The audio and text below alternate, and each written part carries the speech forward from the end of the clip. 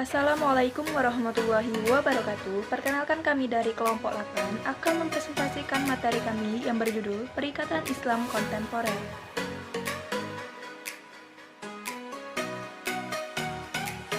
Baik, saya Nadia Fajrianti, NIM 1930604077. Di sini saya akan membahas materi yang pertama mengenai IMBT atau Ijarah Muntahiyah Bitamlik. Yang pertama, pengertian Ijarah Muntahiyah Bitamlik. Al-Ba'i Ijarah Muntahiyah Bitamlik merupakan rangkaian dari dua akad, yaitu Al-Ba'i dan Ijarah Muntahiyah Bitamlik. Al-Ba'i merupakan jual beli, sedangkan IMBT merupakan kombinasi antara sewa menyewa dan jual beli atau hibah di akhir masa sewa. Menurut Ayub, sebagaimana telah dikutip oleh Sugeng Widodo, bahwasanya IMBT merupakan transaksi yang mendasarkan akad ijarah dan pemindahan kepemilikan objek sewa dibuatkan lagi akad yang terlepas atau tidak mengikat dengan akad ijarah. Menurut AAOFI, kepemilikan dapat dilakukan dengan menggunakan salah satu cara yang diantaranya, yang pertama, dengan janji menjual pada harga tertentu atau pertimbangan tertentu atau percepatan sisa pembayaran, atau dengan membayar sesuai harga pasar atas aset yang disewakan. Yang kedua, dengan janji akan dihadiahkan di akhir masa sewa, dan yang ketiga, dengan janji akan dihadiahkan pada peristiwa tertentu, misalnya atas sisa pembayaran. Dasar hukum IMBT. Yang pertama, Al-Quran. Terdapat dalam Quran surat Az-Zukhruf ayat 32, yang artinya, apakah mereka yang membagi-bagi rahmat Tuhanmu? Kami telah menentukan antara mereka penghidupan mereka dalam kehidupan dunia ini, dan kami telah meninggikan sebagian mereka atas sebagian yang lain beberapa derajat, agar sebagian mereka menggunakan sebagian yang lain, dan rahmat Tuhanmu lebih baik dari apa yang mereka kumpulkan. Yang kedua, hadis. Hadis Nabi riwayat Ahmad, Abu Daud, Nasai dari Sa'ad ibnu Abu Waqqas. Dari teks Abu Daud, ia berkata, yang artinya, kami pernah menyewakan tanah dengan bayaran hasil tanaman yang tumbuh pada parit dan tempat yang teraliri air. Maka Rasulullah SAW melarang kami untuk melakukan hal tersebut dan memerintahkan kami untuk menyewakan tanah itu dengan emas atau perak atau uang. Yang ketiga, kaidah fikih. Pada dasarnya, segala bentuk muamalah dibolehkan, kecuali ada dalil yang mengharamkannya. Di mana terdapat kemaslahatan, di sana terdapat hukum Allah. Ketentuan IMBT. Ketentuan IMBT berdasarkan DSN MUI nomor 27/DSN strip MUI _3/2002 bahwa Ijarah Muntahiyah Bitamlik boleh dilakukan dengan ketentuan sebagai berikut. Yang pertama, semua rukun atau syarat yang berlaku pada akad ijarah diberlakukan juga pada akad Ijarah Muntahiyah Bitamlik. Yang kedua, perjanjian untuk melakukan akad ijarah Muntahiyah Bitamlik disepakati pada saat akad ijarah ditandatangani. Yang ketiga, hak dan kewajiban setiap pihak dijelaskan dalam akad. Yang keempat, pihak yang melakukan akad ijarah Muntahiyah Bitamlik terlebih dahulu melakukan akad ijarah. Yang kelima, janji pemindahan kepemilikan yang disebutkan di awal akad ijarah yaitu adalah wa'ad yang hukumnya tidak mengikat. Dan yang keenam, jika salah satu pihak tidak menunaikan kewajibannya atau terjadi perselisihan, maka penyelesaiannya melalui badan arbitrase syariah setelah tidak tercapainya kesepakatan melalui musyawarah. IMBT sebagai instrumen pembiayaan.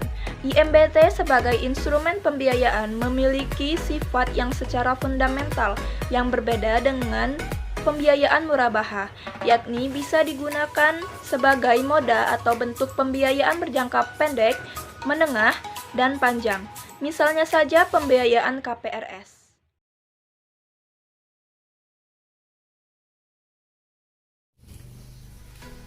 Baiklah, saya Rizal Gustiawan, NIM 1930604057. Di sini saya akan menjelaskan mengenai anjak piutang. Diawali dengan pengertian anjak piutang. Anjak piutang adalah suatu proses pembiayaan melalui transaksi pembelian piutang atau perusahaan. Istilah ini mungkin sedikit tidak dikenal oleh orang-orang awam, terutama pada seseorang pembisnis. Tetapi dalam bisnis, sistem keuangan seperti ini sangat dibutuhkan. Siapa saja yang terlibat di dalam anjak piutang ini? Yang pertama itu perusahaan jasa anjak piutang, yakni perusahaan yang bertanggung jawab pada anjak piutang dari pihak klien atau bisa disebut sebagai investor. Yang kedua, klien adalah pihak yang mendapatkan jasa dari pihak investor, yang mana mereka menjual piutang milik perusahaannya. Yang ketiga, piutang pemilik, yakni pihak yang membeli produk barang atau jasa dari pihak klien. Manfaat-manfaat dari anjak piutang itu yang pertama itu bagi para investor itu atau perusahaan anjak piutang memperoleh keuntungan dengan bentuk fee dan biaya lainnya dari pihak klien. Yang kedua, manfaat untuk klien itu klien akan mendapatkan manfaat berupa pembiayaan seperti mampu meningkatkan penjualan dan juga melancarkan arus kas. Yang ketiga, manfaat bagi nasabah atau debitur. Pihak debitur memiliki kesempatan untuk bisa melakukan pembelian dengan cara kredit. Itu saja yang dapat saya sampaikan, kurang lebihnya saya mohon maaf. Perkenalkan, nama saya Angelita Lestari, NIM 1930604098. Baiklah, di sini saya akan menjelaskan tentang multi level marketing atau MLM syariah. Yang pertama, pengertian multi level marketing. Multi level marketing berasal dari bahasa Inggris. Multi berarti banyak, level berarti jenjang atau tingkatan, dan marketing berarti pemasaran. Jadi, MLM berarti pemasaran yang berjenjang banyak. Disebut multi level karena merupakan suatu organisasi distribusi yang melaksanakan penjualan yang berjenjang banyak atau bertingkat-tingkat. MLM juga disebut sebagai network marketing. Yang kedua, kriteria multi level marketing syariah. A. Sebagaimana Undang-Undang No. 7 Tahun 2014 Pasal 9 tentang perdagangan, pelaku usaha distribusi dilarang melakukan sistem skema piramida dalam mendistribusikan barang.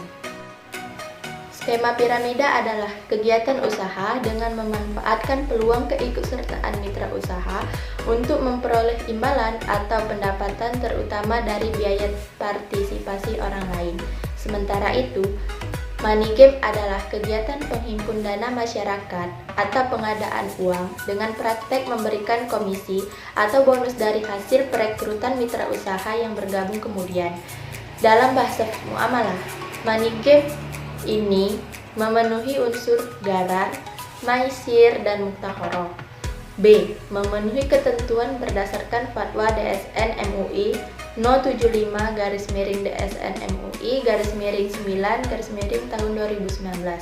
Ketentuan hukum MLM. Yang pertama, adanya objek transaksi real yang diperjualbelikan berupa barang atau produk jasa.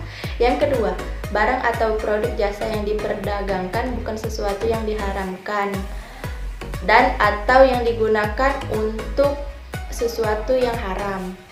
Dan yang ketiga, dasar hukum MLM syariah. Dasar hukum yang menjadi pertimbangan fatwa DSN MUI No. 75/DSN MUI /9 tahun 2009. A.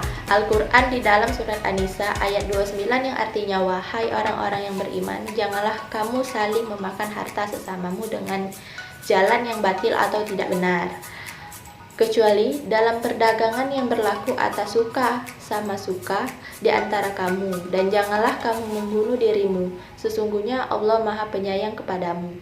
Yang kedua, hadis yang artinya kaum muslimin terikat dengan syarat-syarat mereka kecuali syarat yang mengharamkan yang halal atau menghalalkan yang haram. Hadis riwayat Tirmizi dari Ammar bin Auf.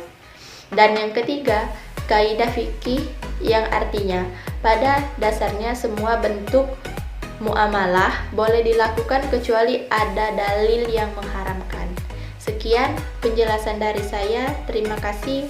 Baik, itulah tadi presentasi dari kelompok kami. Semoga bermanfaat. Kami mohon maaf bila ada kesalahan kata. Kepada Allah kami mohon ampun.